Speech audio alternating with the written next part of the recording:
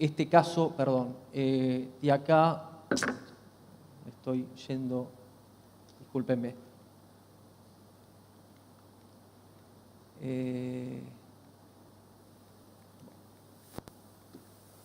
No sé cómo volver para... acá. Mostré toda la presentación, bueno, no importa. No importa, no estoy muy atento con la tecnología. Bueno, eso era lo que quería mostrar. Esto retroceda, perfecto, perdón. Con ese 25% justamente que yo les mostraba, fíjense que en el caso de lo que es el maíz, en este caso, en ese 25% de aumento proyectado al 27-28, el 67% va a estar concentrado en 4 países de los cuales hay 3 continentes diferentes. Uno es el caso de lo que es México, que aumenta sus exportaciones de maíz de la campaña 27-28 de acá a 27-28. El otro país es Egipto, un país de Próximo Oriente, considerado Próximo Oriente, y 2 países de Asia del sudeste asiático, que son China y Vietnam. Ahora, fíjense que lo que pasa en el caso del trigo es un poquito diferente, y ahí vemos el peso justamente de la demografía, donde en el caso del maíz no solamente se habla de demografía, sino otras cuestiones, como es el acceso a la producción local, el acceso a tierras y demás. Y fíjense, en el caso del trigo vemos claramente un aumento muy importante en lo que es África, básicamente África del Oeste, y lo que es Asia del Sudeste, básicamente por una cuestión puramente de densidad demográfica. Y lo que es interesante, que cabe destacar, que no nos tenemos que olvidar que seguimos creciendo a nivel de población mundial, pero la tasa de crecimiento poblacional en realidad sigue bajando a nivel mundial, pero vemos una concentración muy evidente que sigue estando fuerte en lo que es África y Middle East. ¿Y por qué les digo esto? Porque lo que es interesante es que cuando agarramos datos de la OCDE y datos de FAO, no solamente tenemos en cuenta el aumento demográfico de la densidad demográfica, porque fíjense que en el caso de China e India hoy tenemos el 40% de la población mundial en esos 2 países, por eso la importancia justamente en lo que respecta a las importaciones. Pero esto lo que muestra de manera muy interesante, cuando vemos el trade, el balance, en este caso en dólares constantes, entre lo que se exporta y lo que se importa, fíjense una vez más que lo que es muy interesante, lo que muestra acá, es que estamos en el caso de Asia del Sudeste y en el caso de Middle East, son los que tienen mayores balances negativos en cuanto al trade comercial, mientras que cuando vemos nosotros, donde estamos en las Américas, nosotros estamos aquí. Y esto es muy positivo. Este mundo del Middle East, este mundo del Asia del Sudeste, por una cuestión, porque esto no solamente tiene que ver con la demografía, sino con las políticas públicas que pueden haber de incitación a la producción, tiene que ver con el acceso a la tierra, con la producción local, y fíjense en cómo esos balances son completamente deficitarios para esas regiones de producción que hoy Argentina justamente está alimentando. Ahora bien, con respecto a la oferta, y eso me parece interesante y es la segunda parte de mi ponencia, es que hay un dato fundamental en el siglo XXI, que estaría muy bueno analizarlo con tiempo, es la caída justamente de la supremacía de Estados Unidos en estos 3 productos, donde el maíz sigue siendo líder Estados Unidos, pero no estamos más en el principio del siglo XXI, cuando Estados Unidos tenía más de un 50, un 60% del market share. Hoy fíjense que estamos alrededor de 40%, ni hablar en el caso del trigo, que hasta llegó a más del 40% de Estados Unidos, hoy está en el 12%.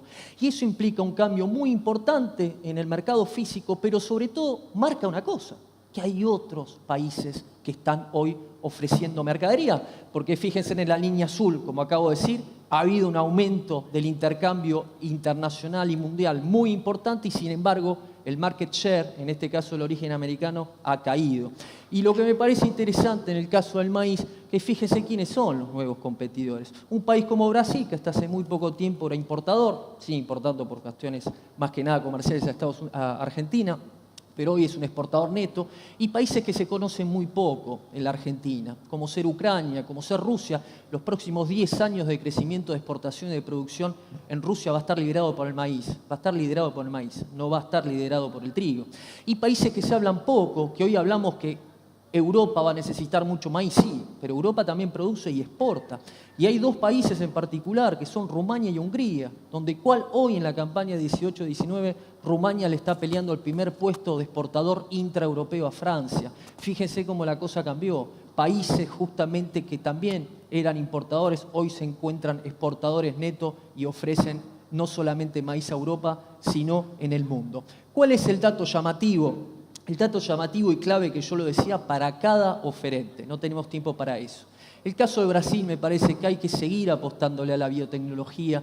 Me parece que el caso que nosotros estamos a la par con Brasil, que fíjense que cuando se autorizó el BT en Brasil en la campaña 8-9, cómo pasó la biotecnología de ocupar un 9% del área en el caso del maíz a ocupar hoy más del 90%. Y esto es la apuesta. Nosotros no tenemos nada que envidiarlo a eso. Cuando vemos en el sudeste bonaerense y hacemos maíces de baja densidad como lo estamos haciendo esto, es gracias justamente a esa apuesta de biotecnología que siempre hemos hecho, con lo cual eso es muy importante. Y fíjense el costo que tiene los países, en el caso de Europa, que le dan la espalda a esta tecnología, que es en el caso que fíjense que el ratio de Estados Unidos en 30 años duplicó en el caso de Francia en lo que respecta a los rindes. Y esto es justamente por el freno que se le tiene, ustedes saben, a los GMO. Ahora, fíjense en lo que es interesante en el caso de Ucrania, tiene otros puntos fuertes también, pero es el tema del aumento impresionante de la capacidad de almacenaje portuaria, un aumento de 280% justamente que se dio entre el 2005 y el 2017. En el 2018 seguramente van a estar por encima de los 4 millones. Hay un aumento de inversión importantísimo en los puertos del Mar Negro, no solamente con nuevas terminales, sino también con terminales también amplificadas. Y acá la Argentina también ha aportado un dato, por datos de Ciara Sec, en 18 años Argentina invirtió 2.700 millones de dólares en facilidades de crushing y también en puertos, con lo cual en este dato también, tanto con Brasil como con Ucrania, con sus puntos fuertes, Argentina ahí sigue peleando. Ahora, lo que me parece que acá es un punto a tener en cuenta es que qué está haciendo la Unión Europea. Y si ustedes me siguieron, que yo les dije que Rumania, Hungría y también Bulgaria han crecido fuertemente sus exportaciones, sobre todo a nivel intraeuropeo, fíjense cómo se acompañaron. Y se acompañaron en un aumento de la capacidad de almacenaje impresionante. Estoy hablando de silos, ¿sí? Estoy hablando de capacidad de almacenaje, lo cual hace que hoy Hungría y Rumania tengan una relación de capacidad de almacenaje sobre necesidad de 140%, de 120%. En marrón, ustedes fíjense acá, por supuesto estamos viendo el caso de Rumania, ¿no? Bulgaria y el caso de Hungría. Cuanto más oscuro es, mayor fue el incremento de lo que respecta a la capacidad de almacenaje. Me parece que ese es un tema a tener en cuenta porque no solamente estos países emergentes de lo que es Europa del Este invierten en infraestructura, sino también Estados Unidos, que sigue siendo el primer exportador mundial de maíz, y Estados Unidos también sigue invirtiendo. Y hay unas palabras, me parece que es las palabras que vale la pena justamente mencionar, que son las palabras del doctor Fernando Rivara, del presidente de la Federación de Acopiadores en la apertura de A Todo Trigo, que dice: debemos extremar la vigilancia de la sanidad de los granos, especialmente cuando los ponemos en un silo bolsa. Los acopiadores y cooperativas debemos mantener y mejorar, si es posible, el estatus sanitario de los granos recibidos, invirtiendo en infraestructura y tecnología post cosecha que garanticen el correcto mantenimiento de los granos almacenados. Justamente, muy importante el aspecto de la calidad de los granos y muy importante el aspecto sanitario. Y con respecto a eso, me pareció muy importante mencionar una presentación que hizo el Grain Trade de Australia en junio de este año en Londres, que es un estudio muy interesante porque estudiaron 15 países, de los cuales, por supuesto, son importadores del origen australiano, y fíjense que midieron en esos 15 países cuáles son las principales medidas no tarifarias. Primero llegan a la conclusión que aumentan en número y en complejidad. Y cuando uno analiza la medida no tarifaria bajo el concepto de cómo lo define la ONU, ¿no? Fíjense que el 60% tiene que ver con cuestiones sanitarias y fitosanitarias. Y este es un tema que se viene, que ya lo tenemos y lo tenemos cada vez más presente. Yo en lo personal igualmente considero que no me parece que la solución sea en prohibir principios activos. No tenemos que cometer el error que está cometiendo en este caso la Unión Europea, justamente registrando cada vez menos productos, porque la solución no está justamente en el producto sí, sino cómo lo utilizamos. Y me parece que las buenas prácticas agrícolas es el elemento para nosotros a tener en cuenta en este caso la Federación de Acopiadores durante 2 años trabajó con el INTI también y lanzó su programa justamente de buenas prácticas en lo que es el almacenamiento. Y esto es fundamental, justamente trabajar en las buenas prácticas y no necesariamente en prohibiciones. Ustedes saben que la semana pasada la República Checa acaba de limitar el uso de glifosato y ahí vemos en todo caso indirectamente por qué están cayendo los rindes como están cayendo o al menos están dejando de crecer en lo que respecta a la Unión Europea. Y por último, con este tema, fíjense que es un tema de todos. Y en el caso de lo que respecta a la Unión Europea, fíjense, más que la Unión Europea, fíjense lo que es la importación de maíz hacia la Unión Europea. Si bien Ucrania creció independientemente de lo que haya podido pasar en Brasil o en Argentina, porque fíjense que pasan de exportar 600.000 toneladas a la Unión Europea a casi 8 millones de toneladas. Sin embargo, en este año que hubo grandes importaciones en el continente europeo, sigo hablando de la Unión Europea, Brasil le colocó 5 millones de toneladas, ¿sí? 5 millones a la Unión Europea. Y Argentina, hasta el 2008, tenía un market share en Europa en la Unión Europea que iba del 10 al 20%. Llegó hasta el 25% de sus exportaciones hacia la Unión Europea, de las cuales de esas 3,9, 3,8, 4 millones de toneladas, el 80% era surcomunitario, España y Portugal. Y fíjense ahora que nosotros en la Unión Europea solamente tenemos un 1% de nuestras exportaciones que van ahí, con lo cual es un tema que no me parece que sea sectorial, me parece que es un tema de todos y tenemos que trabajar justamente, insisto, en esto que llamo buenas prácticas. Y para terminar, y ahí termino, es esto, ¿no? Ese, If I can make it there. Bueno, esta canción me encanta de Frank Sinatra, ¿no? Si I'll make it anywhere, ¿no? Si realmente lo puedo lograr en Estados Unidos, en Nueva York, lo puedo hacer en cualquier lado.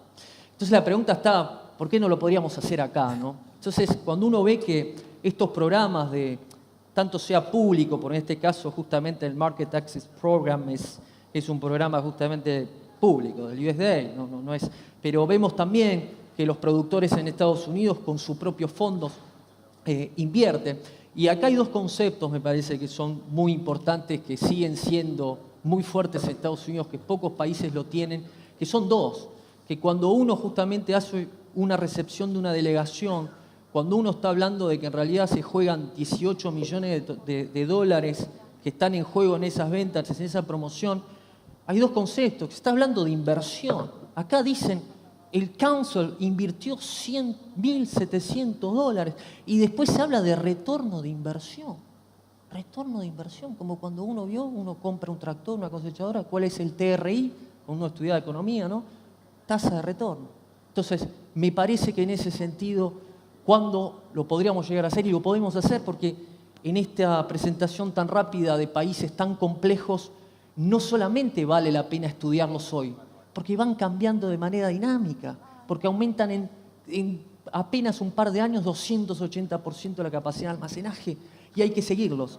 Y para seguirlos necesitamos justamente un financiamiento para hacer lo que yo considero una planificación estratégica comercial y vigilar lo que están haciendo los competidores y promover nuestros propios productos a aquellos importadores. Para ello no se necesita un costo, se necesita una inversión. Les agradezco mucho. Gracias.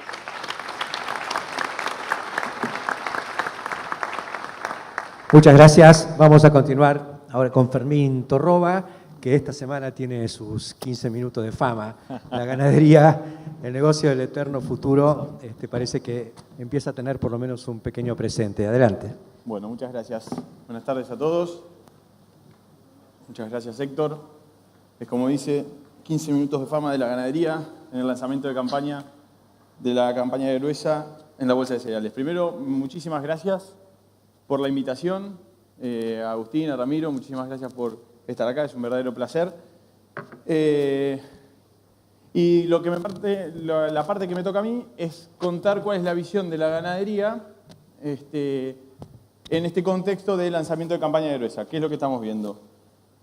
Me mandaron varios fondos de pantalla en donde había una soja, un maíz, trigo, cebada, etc. No había ninguna vaca. Le iba a poner una vaca, pero me dio lástima comerlo, así que vamos a esperar a cosecharlo y después lo vamos a comer. Cuando hablé con Agustín y le pregunté, le dije, bueno, ¿de qué querés que hable? Me dice, bueno, quiero que me respondas estas preguntas. Y me dice, primero, ¿en qué situación está la ganadería? ¿Cuál es el impacto de la seca? ¿Cuáles son las perspectivas a corto plazo? ¿Contribuirá al crecimiento del sector y a las exportaciones? Además, decime cuáles van a ser el impacto de los nuevos DEX, los derechos de exportación, cuáles son las perspectivas de largo plazo, el potencial y además cuáles son las limitantes para alcanzarlo y qué puede pasar con la demanda de granos. Y todo eso en 15 minutos. Bueno, vamos a tratar de hacerlo. La idea es poder hacer así esto en 15 minutos, si no quedarán para preguntas. ¿Cuál es la situación de la ganadería? Este gráfico lo que muestra es el precio en valor constante de una categoría que es el novillito, desde... esto es pura tecnología. Ay, me gusta. Desde el septiembre del 95 hasta septiembre de 2018. ¿Qué es lo que vemos en este gráfico de largo plazo? Primero, cuando hablamos de valores constantes, lo que hacemos es sacarle el efecto de inflación. En ganadería, casi todo es mercado interno, nos manejamos en pesos, no como en la agricultura, en dólares, ya trataremos ese tema. ¿Qué es lo que nos marca este gráfico? Dos cosas. Uno, 3 escalones. El escalón de los 90, no tengo que mirar con ese puntero, pero ahí va. Un escalón bajo.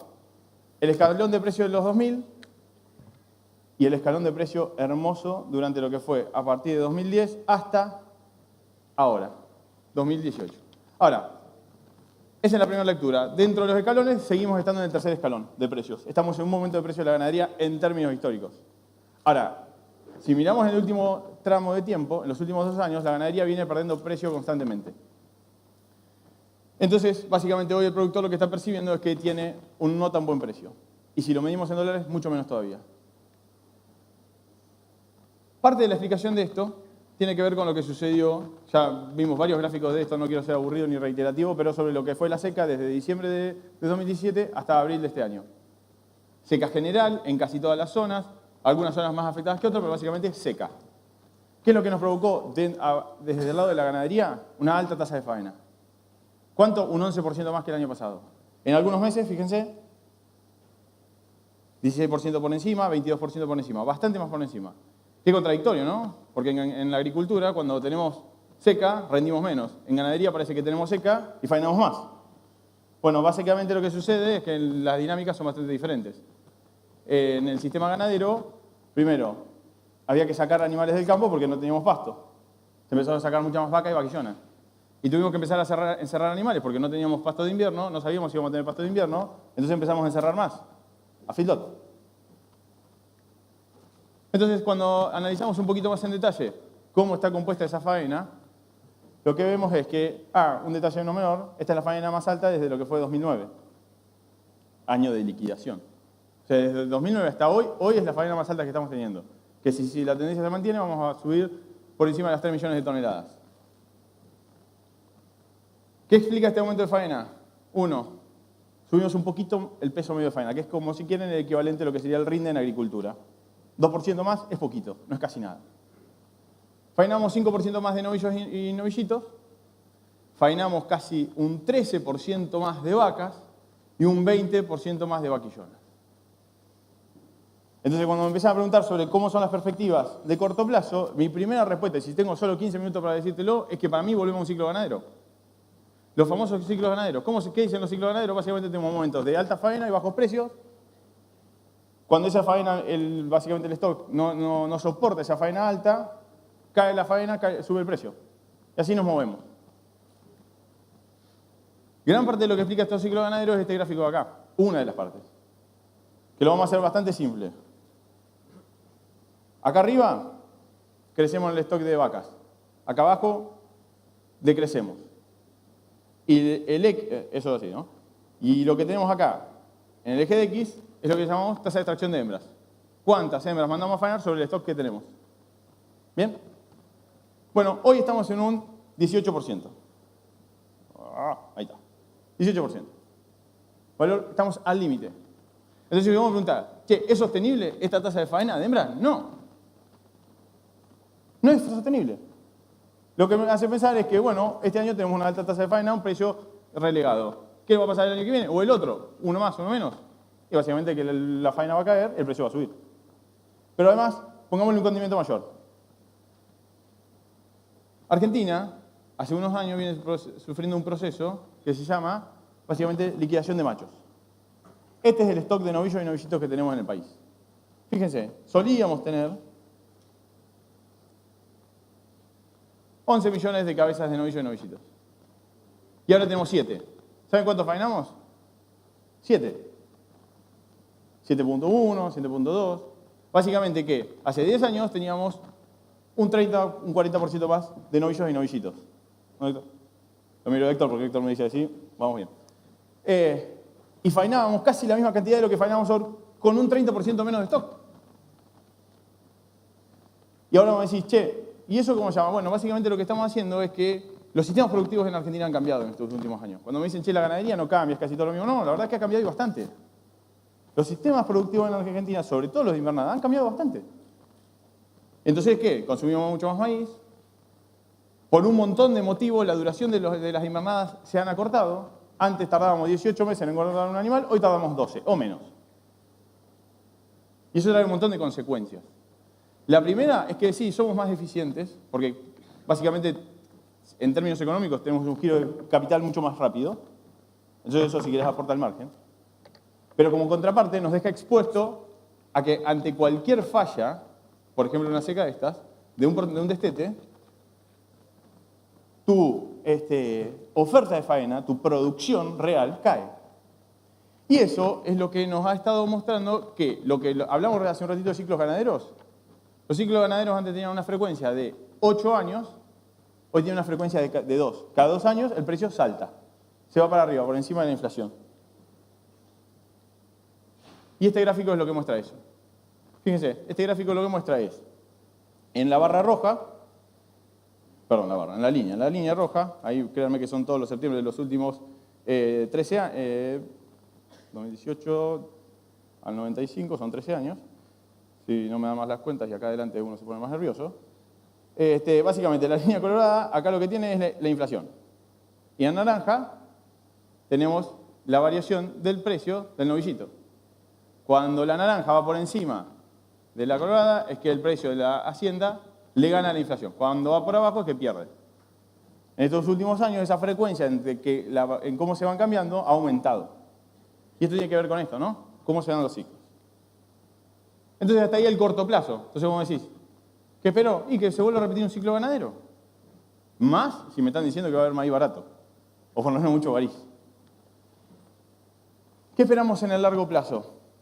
Bueno, acá es donde me decís, che, Fermín, llevas 9 minutos y no hablaste nada de la exportación. Y acá es donde viene la salida o mi ilusión de que se salga de los famosos ciclos ganaderos. Este gráfico lo que muestra es la asociación entre precio y faena. Precio, acá, en valores constantes, esto está hecho hasta valores constantes de 2017, diciembre de 2017, y esto es faena, ¿verdad? Una asociación impresionante. Que lo que no más ni menos nos explica lo que estuvimos diciendo de recién. Años de alta faena, el precio cae, lo que me deprime la faena, cae la faena, sube precio. Bien. Ahora, ¿cuál es la función de la exportación en este caso? Básicamente esto. Ayudarnos a meter un precio más firme y salir de esta dinámica del ciclo ganadero. Entonces, vos decís, bueno, me vas a venir con el viejo cuento de la exportación en la ganadería. Porque esto, yo tengo 30 años, pero he escuchado gente mucho más grande que me viene diciendo que la solución de la ganadería es que exportemos carne. Y que hace rato viene con este tema. Bueno, hay un trabajo, que es el que está presentado ahí, de 2 autores, que básicamente estudiaron 800 años de fracasos económicos. 800. Le metieron una buena búsqueda bibliográfica.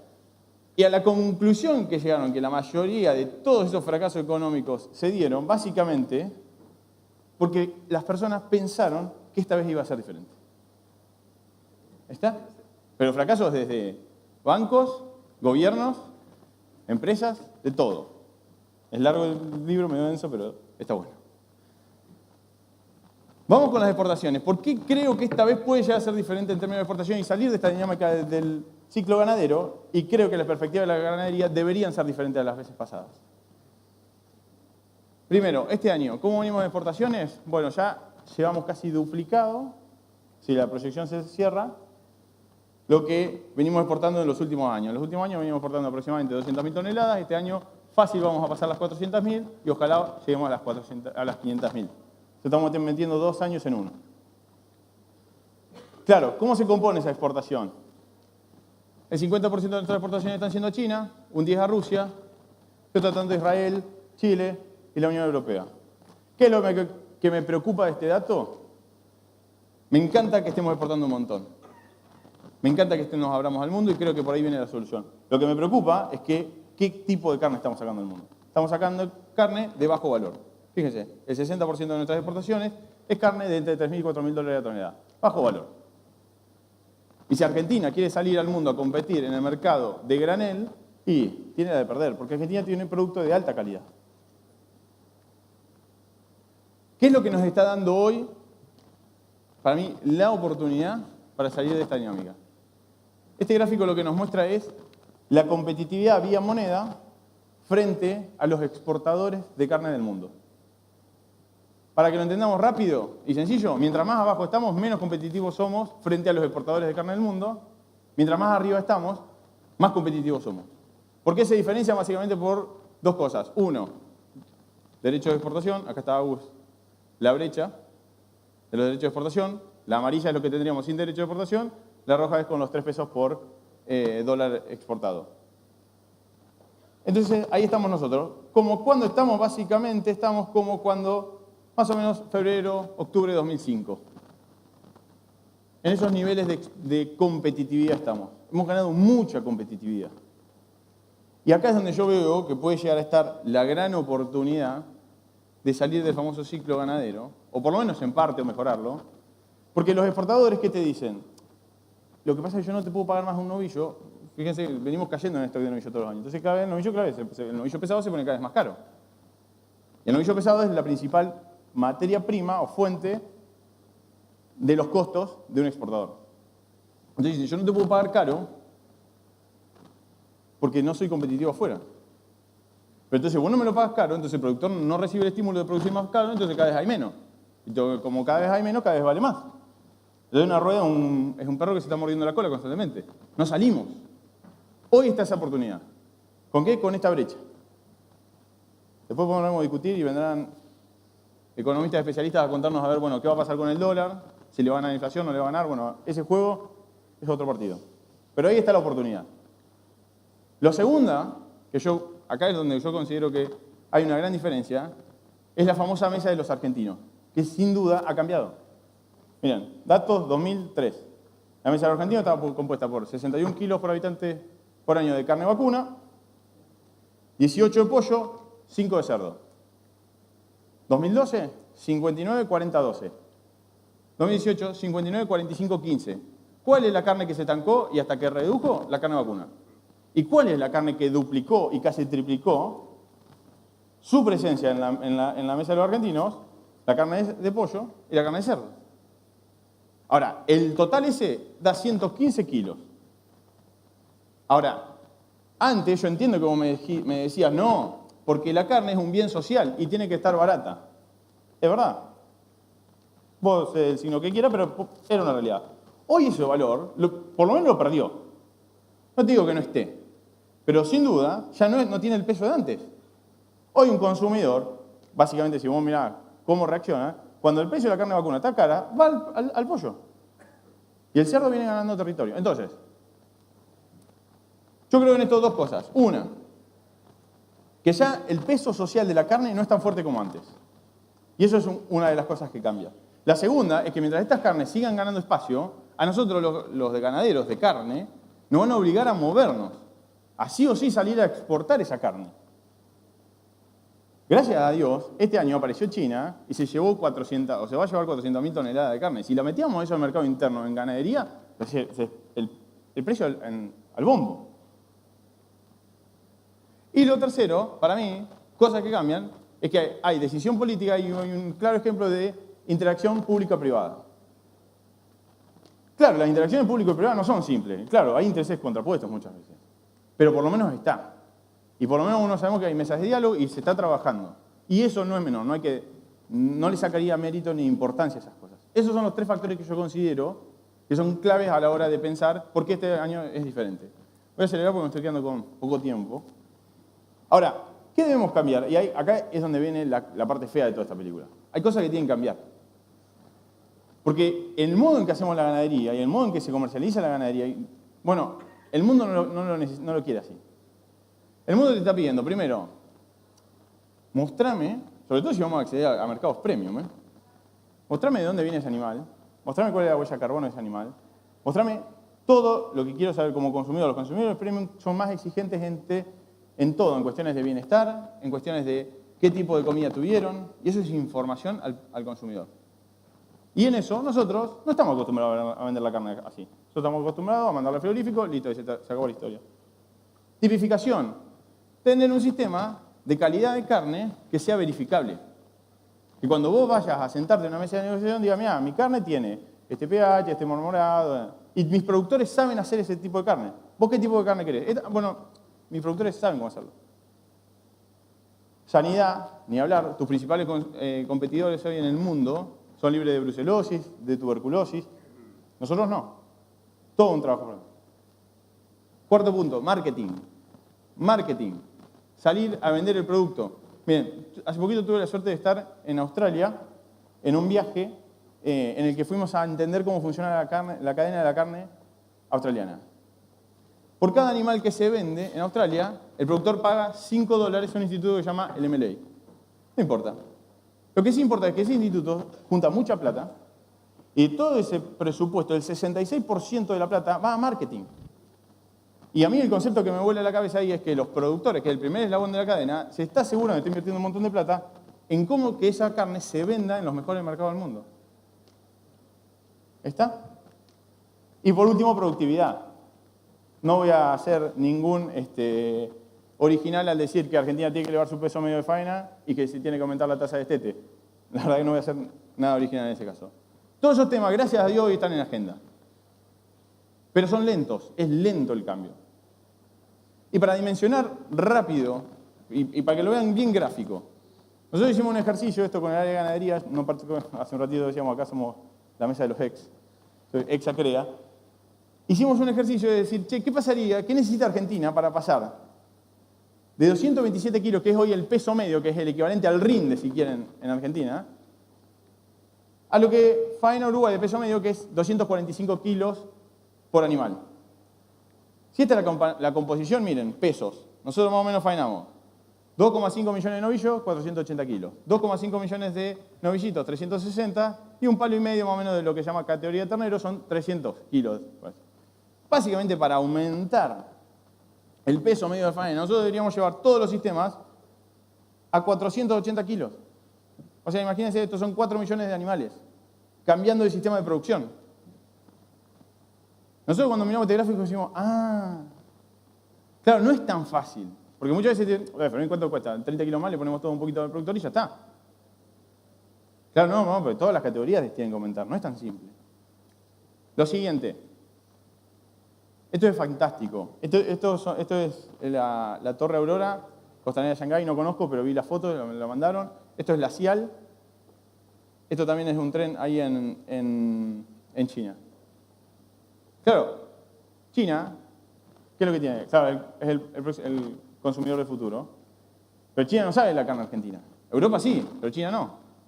Y esto es marketing. Y esto me parece fantástico. Esto hay que celebrarlo. Tengo que empezar a hacerlo más. Y ahí sí claramente está el futuro. Ahora China nos conoce a nosotros como carne a granel. No es la carne premium. Carne premium es Nueva Zelanda, Australia y Estados Unidos para ello. Tiempo para que los chinos sepan que nosotros también hacemos carne de muy buena calidad. Y que nosotros readaptemos nuestros sistemas para ello. ¿Qué nos frena para mí? Uno, bueno, ni hablar, acceso a mercados. Pero se lo voy a dejar claro, pero ni hablar. Acceso a mercados, aranceles. Segundo, cambio cultural. Tengo que cambiar la cultura con que venimos haciendo la ganadería en los últimos años. Hay que cambiarla. Si queremos salir al mundo, sobre todo los ganaderos, hace mucho veníamos demandándolo, bueno, hay cosas que hay que cambiar. Tiempo de adaptación a los cambios. Esto no es lento. No, lleva tiempo. Está claro, vos hablas con los australianos, 10 años les llevó a negociar con los japoneses. Ahora están recontracolocados. 10 años les llevó. Y sin duda, para nosotros lo que tenemos, pocos novillos. Y hay que cambiar esa dinámica. ¿Ahí está? Me recontrapasé del tiempo, disculpas, ya cierro. Las perspectivas en el corto, para mí, son moderadas a buenas. ¿Por qué? Porque hoy estamos en la fase mala del ciclo ganadero, lo que viene es la fase buena. En el mediano para mí son muy buenas. Pero tengo presente que hay cosas que tienen que cambiar. Mientras se cambien esas cosas, el futuro de la ganadería está, pero más que bueno. ¿Y cuál es el riesgo si no cambiamos? Bueno, volveremos a los ciclos ganaderos de siempre. Muchísimas gracias por su atención. Muchas gracias.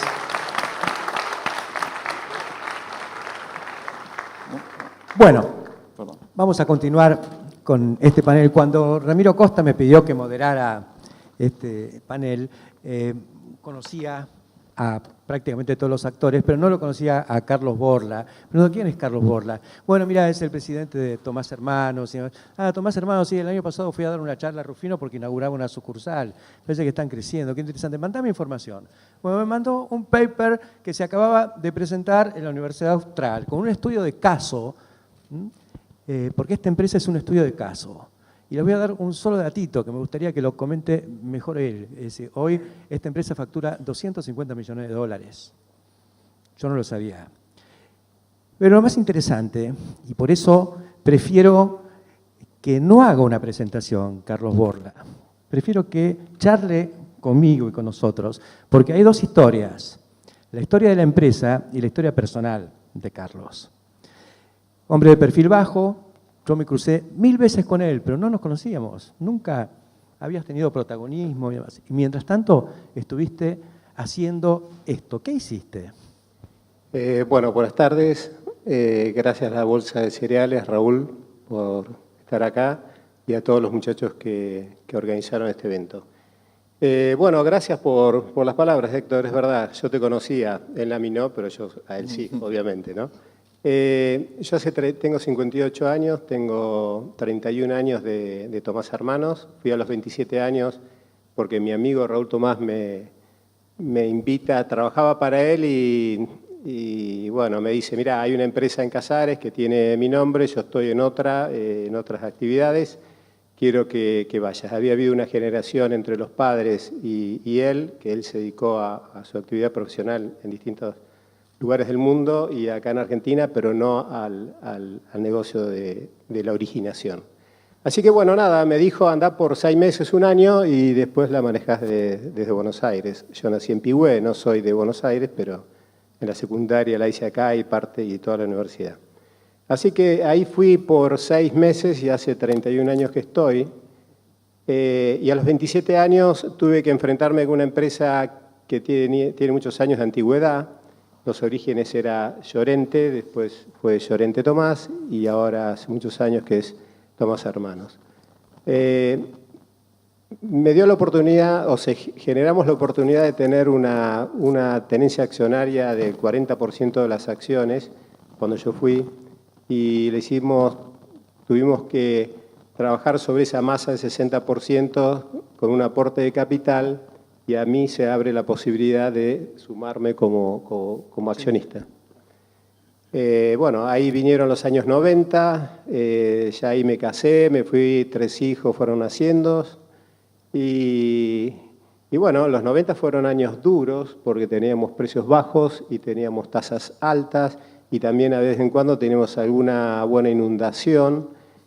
Así que de ese origen del año 87, 88 que yo voy, con mis 27 años, en la cual tenemos que bajar a la mitad la cantidad de gente que teníamos, que eso obviamente lo tuve que operar yo, y ahí empezar a trabajar hiperinflación, bueno, todas las colaterales que vinieron en esa época. Básicamente la actividad era el acopio en ese momento. La actividad era el acopio, la venta de insumos en menor medida y se sembraba poca cantidad de hectáreas, pero se sembraban. Así que bueno, ahí hubo un momento importante y ya para fines de los 90, 99, llegando al 2000, yo me daba cuenta que teníamos que hacer un cambio, ya casi con 40 años, 38, 39, teníamos que hacer un cambio desde el punto de vista de lo que es el negocio, nuestro negocio, la alta competencia, la presencia de las casas, de las multinacionales, todos estábamos queriendo agarrar el mismo queso.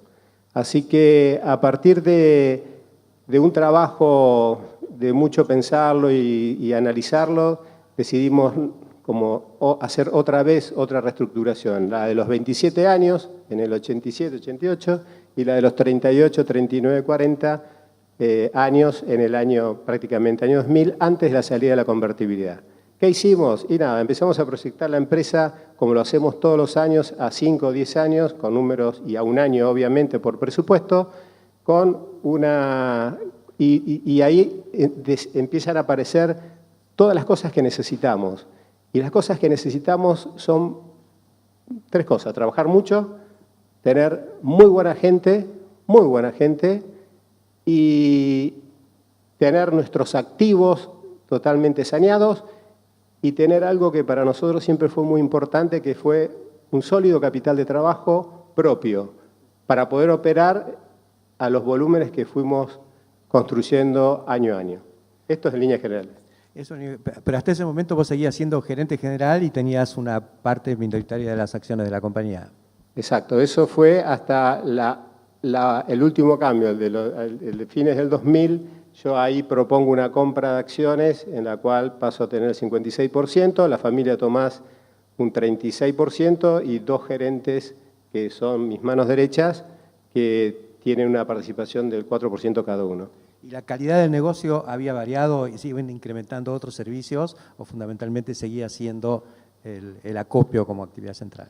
Mira, durante estos 30 y pico de años hicimos bastante macanas, entre ellos para nosotros fue un error, pero pusimos un criadero de cerdo que en ese momento no lo pudimos encontrar el buen manejo, por lo tanto tuvimos que deshacerlo, tuvimos también el engorde de Hacienda, y nos dedicamos a hacer especialidades, así que con el tiempo dijimos, no, vamos a tratar de ser lo mejor posible en lo que hacemos, que es comercializar granos, vender insumos y sembrar campos de terceros. Así que estaba por ahí en mente la idea de la diversificación, pero un poco sin abandonar o profundizando en el core business.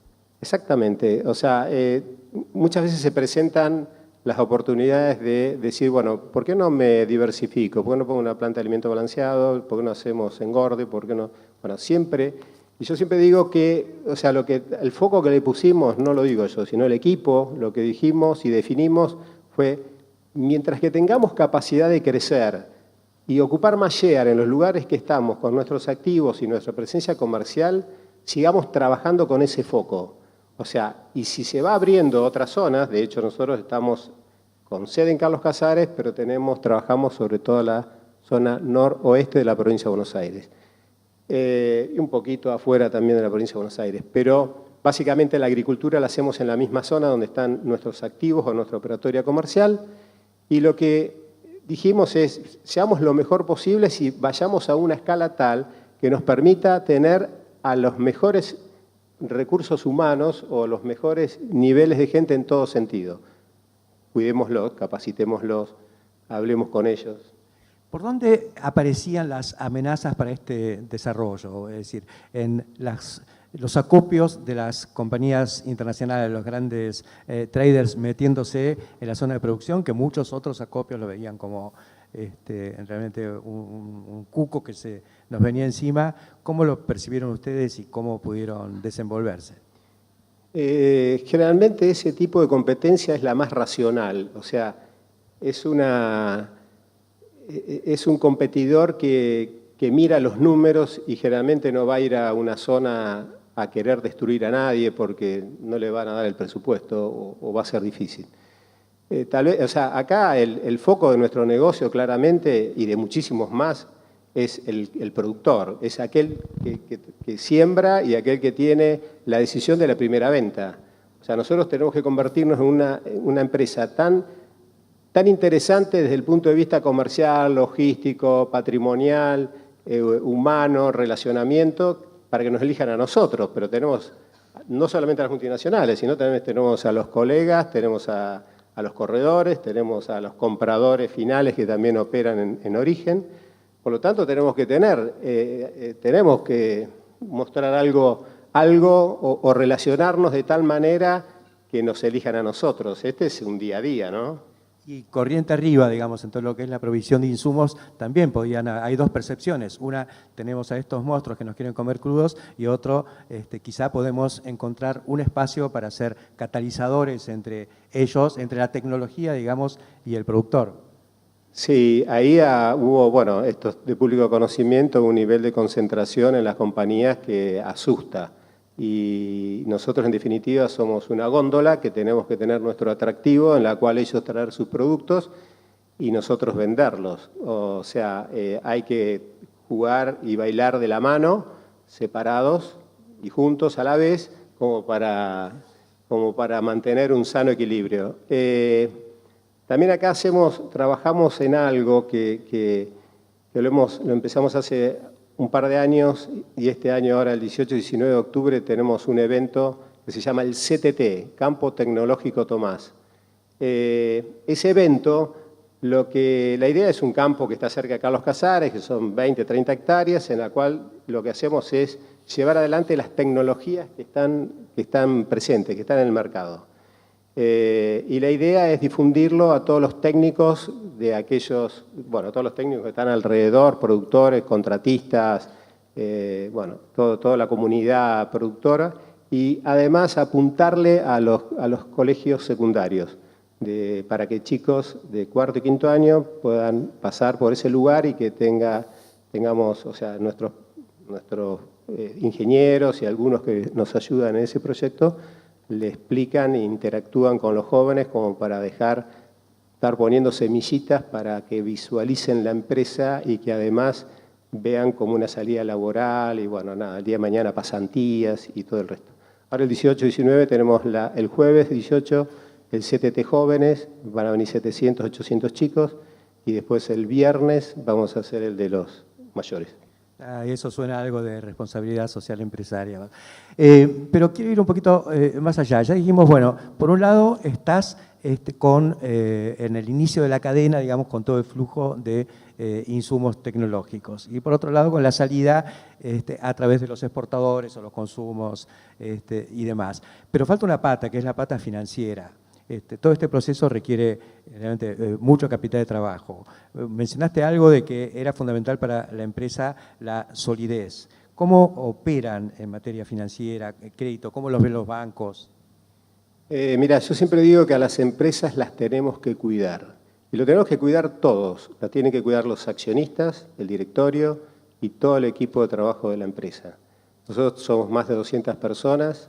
Y los accionistas tienen que tener claro en qué negocio estamos y con quién competimos y quién nos mira, pues en un momento damos crédito y en otro momento nos dan crédito cuando nos depositan su cereal en las manos nuestras. Y uno tiene que tener una empresa suficientemente sólida como para que, como decía hoy, nadie dude de con quién está trabajando. Pero, por otro lado, el accionista dice, pero yo quiero lo más posible, porque ¿para qué están las utilidades? Repartirme la mayor. Esta discusión la teníamos con Raúl y Raúl me decía, yo, Carlos, tengo 20 años más que vos y vos querés que quede el 80% adentro y llevarnos el 15%, el 20%. Sí, pero después de impuesto a las ganancias, Raúl, le decía yo, no, escúchame. Bueno, pero así fue como lo fuimos trabajando de común acuerdo y lo que logramos es poder tener capacidad de capital de trabajo propio. O sea, cualquiera que lo mira de afuera dice, pero ¿te conviene trabajar más con los bancos? Para eso están los bancos. Pero bueno, también trabajamos obviamente con los bancos, pero hay que tener una autonomía como para cualquier momento cancelarles y hacer, cuando se pone turbulenta las aguas como puede ser en este momento, es muy difícil cuando uno necesita tanto capital de trabajo depender absolutamente de los bancos.